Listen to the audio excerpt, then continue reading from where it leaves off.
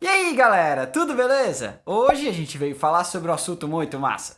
Vocês já tentaram montar um home studio? Eu tô tentando montar um home studio. Quem é que não tentou montar um home studio? Mas Alvin, como que eu vou montar um home studio? O que que eu preciso para montar um home studio? Eu preciso de muito dinheiro. Depende do seu propósito. Antes de começarmos, eu gostaria de falar sobre o e-book muito legal que a gente tem sobre como montar o seu home studio. Tudo o que você precisa para poder montar o seu home studio. Deem uma olhada nesse link aqui que vocês vão ver. Tem muitas pessoas pedindo diversos conteúdos nossos online, e cursos e assim por diante. Então, no momento nós só temos este e-book online à venda para vocês, com um pacote completíssimo, explicando detalhadamente tudo o que você precisa fazer para poder montar o seu home studio. Lá você vai ter a escolha do seu software, a escolha do monitor, o posicionamento do seu spot de mixagem na sala, a própria escolha da sala e assim por diante. Tratamento acústico, tudo aquilo que é básico e que se refere à montagem estrutural do seu home studio. Você vai ter também uma avaliação de diferentes interfaces de áudio e suas características específicas para escolher para sua determinada finalidade. Vamos lá para o vídeo. Eu vou dar um overall e a gente já vai entender alguns preceitos, alguns guidelines para poder escolher o lugar e poder montar a sua estrutura acústica, que é o primeiro passo que nós vamos dar. Como o nome já diz, home studio, estúdio caseiro. Você não vai esperar montar um home studio como um estúdio profissional funciona, com toda a estrutura e toda a construção voltada para o estúdio profissional. Não é o propósito. Se você tentar fazer isso na sua casa, não vai funcionar. Você vai ficar muito frustrado, vai dizer, poxa, minha acústica não está perfeita, Alvin. Ela não vai ficar perfeita. Você vai ter melhorias bem consideráveis, mas a perfeição não vai vir. Mas afinal, Alvin, qual é a diferença do estúdio profissional? Eu não posso adequar o meu para ele ser profissional? Não, porque senão você teria que derrubar a sua estrutura toda e reconstruir do começo. Um estúdio profissional tem todas as dimensões e toda a parte elétrica pensada para ser um estúdio profissional. Se você tiver uma sala de monitoração, por exemplo, seja de uma mixagem ou de uma masterização, ou mesmo de uma gravação que é feita numa outra sala, você vai precisar de um spot quase que perfeito. Geralmente os estúdios, por exemplo, como Capital Studios, eles têm uma adequação perfeita da imagem estéreo, da resposta de frequência e assim por diante. No nosso estúdio em casa, a gente vai ter um spot pequenininho, então a gente vai ter que sentar num espaço pequenininho entre os dois monitores e com as nossas telas lá em the box, provavelmente. Já num estúdio maior, ele é pensado para que você tenha um spot bem adequado em diversos pontos da sala, até porque antigamente um grande desafio que se tinha com as mixers analógicas era que o engenheiro de mixagem precisava ficar andando na frente da mixer para lá e para cá e para lá e para cá para poder conseguir ouvir a música e fazer todos os ajustes em faders e equalizadores diferentes. Além também de gates e compressores nativos da própria mixer, então ele tinha que andar de um lado para o outro fazendo todos esses ajustes. Se você tiver receita suficiente para comprar uma mixer dessa e você julgar que vale a pena para a sua mixagem ter uma mixer dessa, é bom que você tenha uma sala mais equilibrada. Do contrário, você vai ter que ficar mixando de um lado para o outro numa sala que não tem um spot muito adequado. E o que é mais importante? Ouvir a diferença entre o summing analógico ou conseguir de fato monitorar com qualidade, com uma acústica adequada.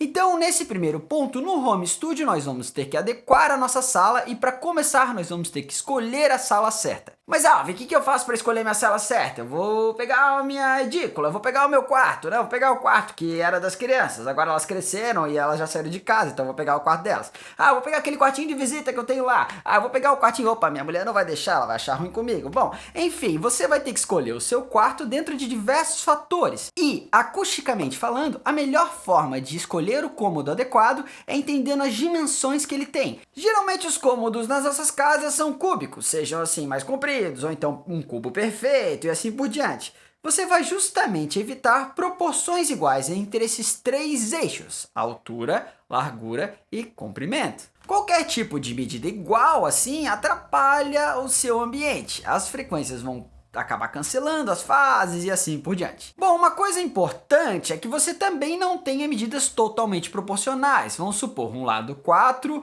e um outro 2, ou então uma altura de 2 por um comprimento de 4 e assim por diante. Se você tiver medidas totalmente proporcionais, também vão acabar provocando cancelamentos de fase. Então, seja lá qual for a função que você vai ter para o seu spot, o ideal é que você tenha medidas, por exemplo, como 4 por 3 por 2,5 de altura. Claro, um estúdio ideal, profissional, ele não vai ter uma medida exatamente cúbica e nem tão pequenininha, ele vai ser um pouco maior, ou então ele vai ter toda uma estrutura de aparatos acústicos para evitar tipos de problemas recorrentes que você vai ter na sua casa. Uma coisa também muito importante é evitar cômodos muito pequenos, porque daí vai ser quase impossível você não ter cancelamento de fase em algumas frequências médio, graves e graves. Você vai ter cancelamento de fase de qualquer maneira, mas você vai poder diminuir esses problemas e diminuir esses cancelamentos com as outras medidas que nós vamos falar depois. Beleza, Alvin, já escolhi meu cômodo, já sei, vou fazer lá na minha edícula. Ela tem uma proporção legal e ninguém vai achar ruim comigo, e também vai caber no meu bolso.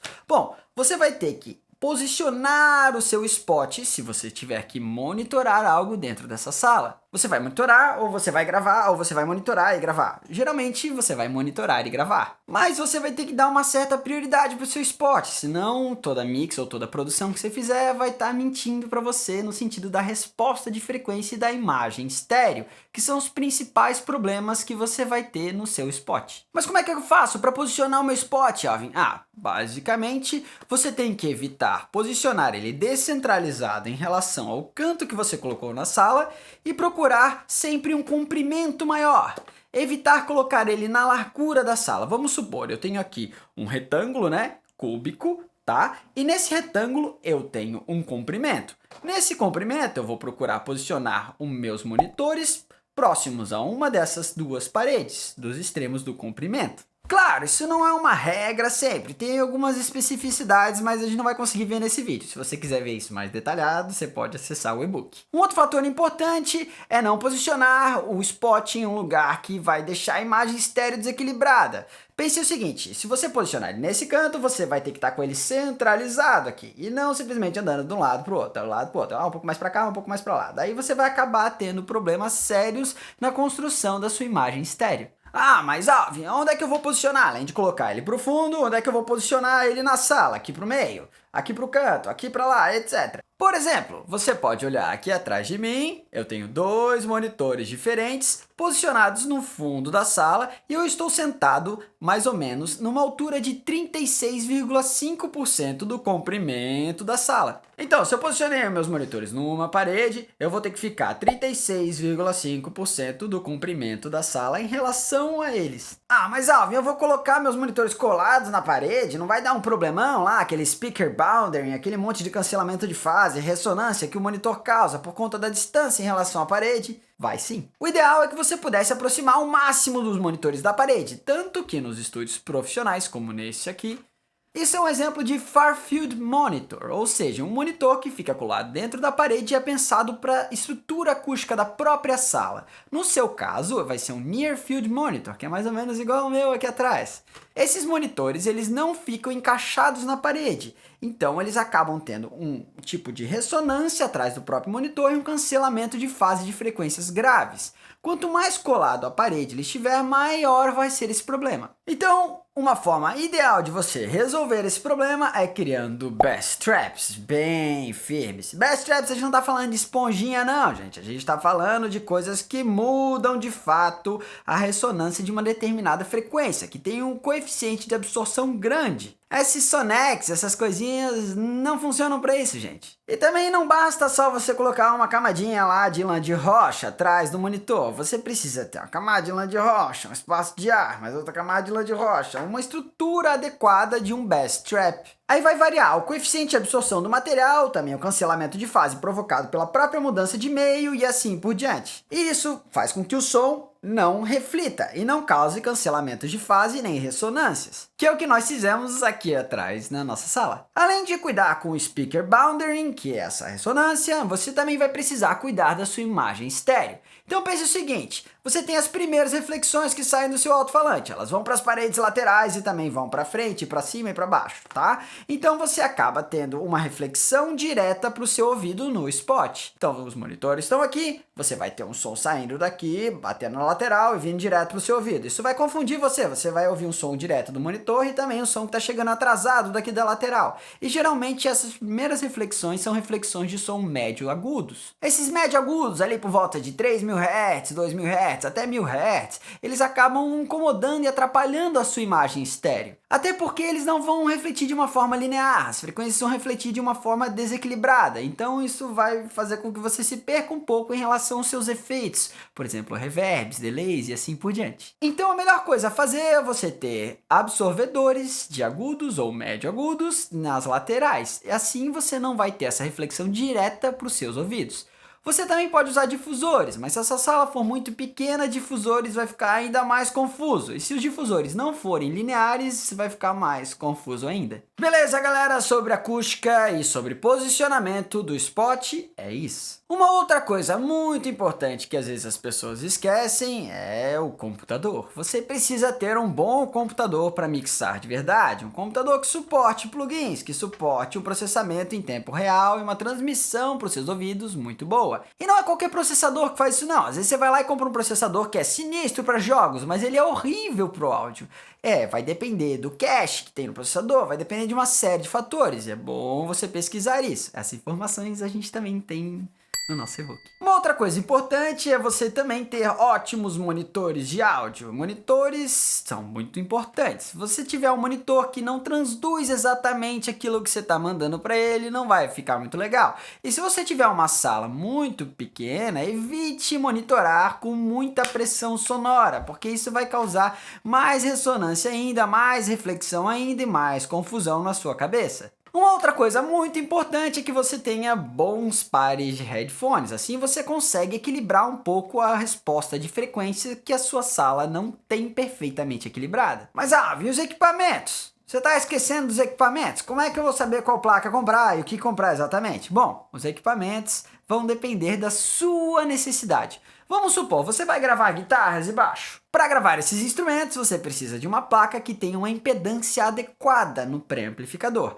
Além dessa impedância adequada, que nós chamamos de High-Z, ela também tem que ter um pré-amplificador que tenha uma resposta de frequência com uma característica bem definida para esses instrumentos, que não tire determinados harmônicos e ataques dos transientes e assim por diante. Assim você vai conseguir gravar isso com qualidade já direto conectado na própria placa. Se você quiser saber melhor como comprar a sua placa de áudio, você também pode ver esse vídeo, em que a gente explica todos os detalhes que você precisa saber para poder comprar a sua placa. Bom, eu não tô aqui para ficar fazendo propaganda para vocês de uma placa ou de outra. Eu preciso que vocês entendam quais fatores que fazem diferença para poder comprar a sua placa. Às vezes as pessoas me perguntam no Facebook ou no YouTube, Alvin, qual placa que eu devo comprar? É a placa tal, a placa tal? Bom, cara, você tem que avaliar ela. Avalie a distorção harmônica total, avalie a impedância, avalie a resposta de frequência, avalie o ganho dela, avalie o crosstalk, avalie todos esses fatores que a gente tem para poder comprar. E não só isso, escute o som gravado pela placa.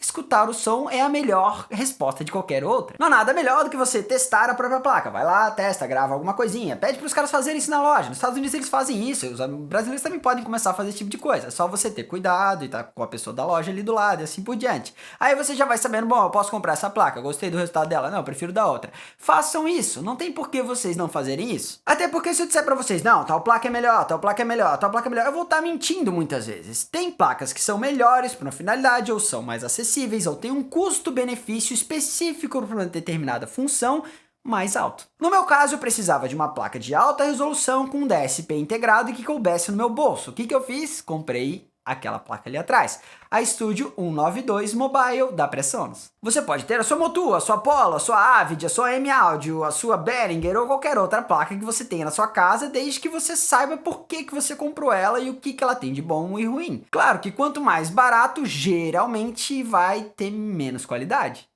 Vinha os cabos. Qual cabos que eu compro? Bom, você provavelmente vai ter uma saída dessa placa de áudio de um cabo chamado TRS, que é aquele que a gente falou sobre cabos e conectores. É um outro vídeo que tá aqui em cima. Aí, se vocês verem esse vídeo, vocês vão entender que vocês vão precisar de um cabo TRS e uma outra saída XLR. Ele provavelmente vai ser o cabo que vai conectar melhor aos seus monitores de áudio. Veja qual é a saída que tem na placa e veja qual é a entrada que tem nos monitores de áudio. Assim você vai saber comprar o cabo adequado. Mas com certeza ele será um cabo balanceado. Então não compre cabos não balanceados. Sabe aquele cabo com dois pininhos assim, ó, que a gente chama de P10 e não é P10, é TRS, a gente chama de P10 em português e os americanos chamam de 1/4 de polegada. É mais ou menos esse cabo aqui, esse cabo que tá aqui no headphone. Ah, mas esse não é um cabo estéreo? Bom, eu falei sobre isso nesse outro vídeo. Se você tiver dúvidas sobre a diferença entre um conector estéreo e um conector TRS, você pode ver nesse vídeo, que na verdade é só o tipo de sinal que você manda para ele. Enfim, esse é um cabo balanceado e você vai precisar de cabos balanceados, não só com uma ponta TRS e uma outra XLR, mas também os próprios XLR em si. Se você quiser gravar com um microfone, você vai precisar conectar um XLR, provavelmente. Mas qual microfone comprar? Que linha de microfone que você me recomenda? Bom, para você escolher o seu microfone, você vai ter que estudar detalhadamente quais aspectos são mais importantes para definir as características que você precisa para o seu microfone. E para isso nós temos um vídeo bem legal sobre como escolher o seu microfone. E lá no nosso e-book tem uma explicação toda detalhada, com diversas marcas, reviews e características específicas. A gente não está falando mal de nenhuma marca nem de nada, a gente só está falando de características de respostas operacionais dos próprios microfones. Bom, e tem a parte final, que todo mundo comenta. Alvin, qual que é melhor? Qual que eu escolho para mim? Novamente vai depender do seu uso. O software de áudio, o DAW, Digital Audio Workstation. Ele vai depender do que você vai usar, ou seja, qual vai ser a função que você tem. Eu toco ao vivo, eu preciso fazer loops. O Ableton Live é ótimo para isso. Se você quer gravar, mixar e fazer outras coisas, bom, você tem o Studio One, o Pro Tools, você tem o Sonar, você tem diversos softwares com características semelhantes e diferentes. Você tem que entender qual que se adequa mais à sua função e ao seu bolso. No meu caso, por exemplo, eu tenho uma integração muito legal entre o Studio One e a placa que eu uso, então eu gosto bastante de usar isso para poder fazer as gravações, assim eu consigo ter a monitoração em tempo real e assim por diante. Além do Studio One também tem várias características de edições que eu gosto bastante. O Pro Tools também tem várias características de edição que são muito boas. Eu não gosto muito de trabalhar com MIDI no Pro Tools. Eu gosto de trabalhar com MIDI no Studio One, já trabalhei com MIDI no Cubase, já trabalhei com MIDI no Sonar, mas eu prefiro de fato o Studio One. Mas eu uso Fruity Loops. Fruity Loops me disseram que não é um software que dá. Não, o Fruity Loops dá pra fazer tudo, cara. Relaxa, o Fruity Loops dá pra fazer tudo. Ele não é tão adequado para mixar. De fato, não é uma ferramenta que os engenheiros de mixagem vão usar. Você quase que nunca vai ver um engenheiro de mixagem usando Fruity Loops para mixar. Ele é ótimo para produzir, porque ele é muito fácil. A interface dele com o Drum Machine, qualquer tipo de sampleamento ou sequenciamento MIDI que você for fazer, fica muito facilitado. Aí você pode exportar os stems e mixar em outro software. Mas Alvin, um software que dê para fazer tudo, um software que tenha todas as funções. Nenhum software vai ser ótimo para tudo. Aliás, ele precisa ser bom para funções específicas e diversas. No caso, eu prefiro o Studio One e gosto também de usar o Pro Tools para áudio e o Logic. O Logic também é legal. Eu não gosto muito da interface do 10, mas é uma questão de gosto. Se você gosta do software e ele é bom, usa ele. Não tem diferença, assim como as pessoas dizem. O que é mais importante é que o seu workflow funcione dentro dessa ferramenta. Se você conseguir mixar, masterizar e fazer tudo lá e tiver um bom resultado, quem vai dizer se a ferramenta é boa ou não é você usando. E claro, o seu público, que vai ouvir a música e vai dizer, gostei, ficou bom, ficou massa, gostei, curti, massa, sonzeira. Então galera, sobre software é isso. Claro, lá no nosso e-book tem detalhadamente uma lista e características específicas e tipos de plugins que funcionam, coisas que já vêm em cada software e assim por diante. Então galera, a gente viu todo o processo do começo ao fim. Se você curtiu o vídeo, dá um like aqui embaixo e não deixe de nos seguir aqui no YouTube clicando nesse sininho também, para poder acompanhar o nosso canal quando a gente lançar um vídeo novo. E não se esqueça que o nosso e-book tá lá, você que tá aí buscando um material, uma referência para poder economizar uma grana, montando seu home studio, você pode acessar ele neste link que tá aqui embaixo na descrição do vídeo. Valeu, um abração, até mais galera, tchau, tchau.